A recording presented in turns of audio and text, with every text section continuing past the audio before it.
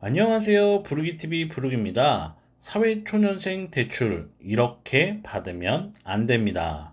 3년째 병원에 근무하고 연봉은 3천만 원이라고 합니다. 대출은 장기카드 대출 300만 원, 장기카드 대출 1740만 원, 땡땡 에셋 500만 원 사용한다 합니다. 다 최근에 받았고 오늘 아침에 햇살론 1200만 원 받았다 합니다. 3천 정도 추가로 필요하고 가능하냐 묻습니다.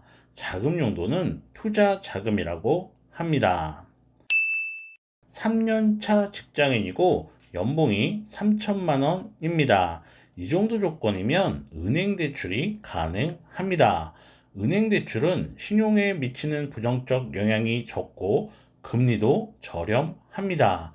그런데 2금융권 대출부터 받았습니다. 대출을 잘못 받아 신용도가 더 떨어졌고 매달 몇십만 원이나 되는 이자를 더 부담합니다.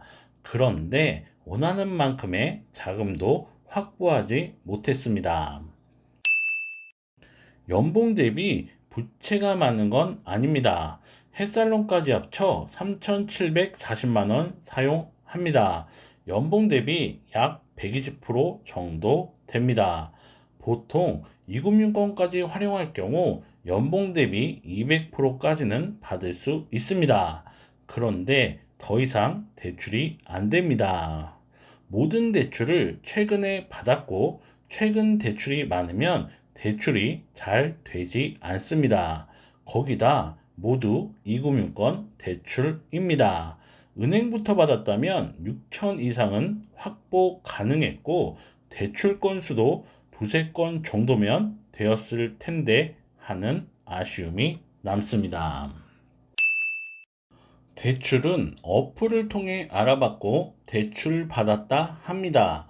요즘 대출 어플을 많이 사용합니다. 대출 어플은 한도 금리만 비교해 줍니다. 대출로 인한 영향, 대출받는 순서, 상품의 특징이 무시됩니다. 대출을 받을 땐 신용등급, 자금계획, 상환 가능 금액, 추가 대출 여부 등등을 고려해야 합니다.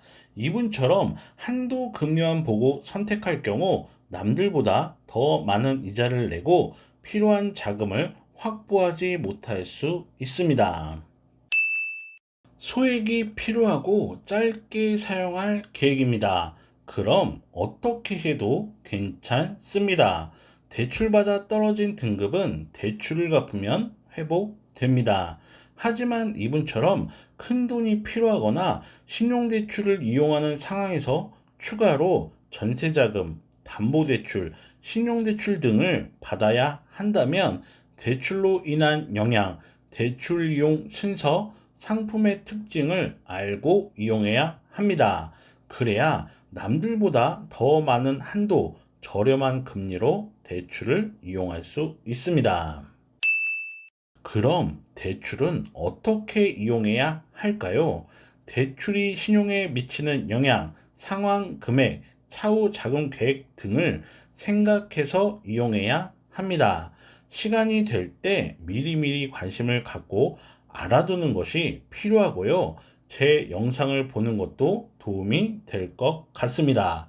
도움이 되었다면 좋아요 부탁드리고요. 대출을 잘 받고 싶을 땐 부르기입니다. 감사합니다.